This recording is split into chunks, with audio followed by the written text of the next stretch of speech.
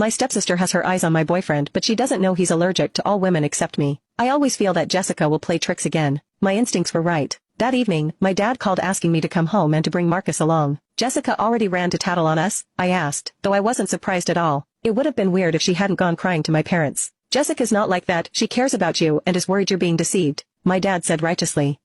Probably only my dad would buy that load of crap. My dad continued on the phone, tomorrow's your mom's birthday. You two come back together, your mom and I want to get a good look at him. Then, as if afraid I'd refuse, he quickly hung up. When Marcus found out my dad wanted to meet him, he wasn't put off at all, he actually jumped up excitedly. Let's go buy a birthday gift for my future mother-in-law. This is my first time meeting your parents, I've got to make a good impression. Watching Marcus practically dancing with joy, I said, don't get too excited. My parents will probably disappoint you. These were people who could find fault with a perfect egg. No way. I'm confident in myself, and I'm confident in your parents too. They're gonna love me. The problem was, he thought I didn't trust him enough, so that night he really went to town punishing me. I kept begging for mercy, crying that I believed in him. Only then did Marcus finally let me off the hook. Marcus was super enthusiastic about the meeting, carefully preparing tons of gifts. The next day he showed up at my house with all these packages. My parents came out swinging, ready to tear Marcus apart. But Marcus had the looks, the education, and even came from a family 10 times better off than ours. Unable to find any flaws, even my mom had to admit Marcus was outstanding. Well, even a blind squirrel finds a nut sometimes. My whole life, my mom had this habit of putting me down.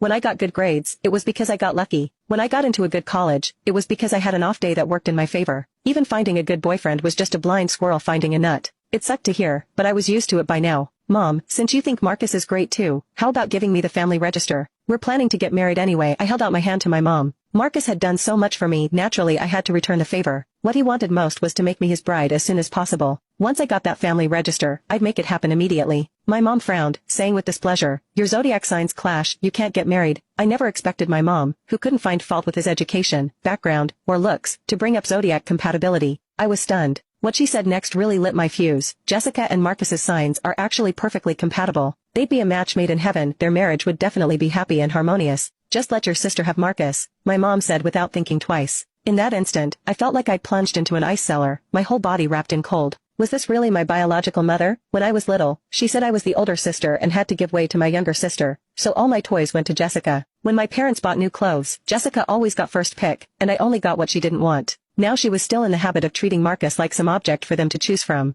I don't agree. My mom's face darkened, pointing at me angrily. Why are you so petty? He's just one guy, is it really worth being so possessive? She was always like this. When it came to Jessica and me, she'd always take Jessica's side no matter what. I took a deep breath, about to argue back, when I suddenly heard Jessica let out a cry. Turns out Jessica was filling in for my dad, entertaining Marcus. And when she was pouring tea, she accidentally spilled it on Marcus's pants. And it was right in a sensitive spot. Brother-in-law, I'm so sorry.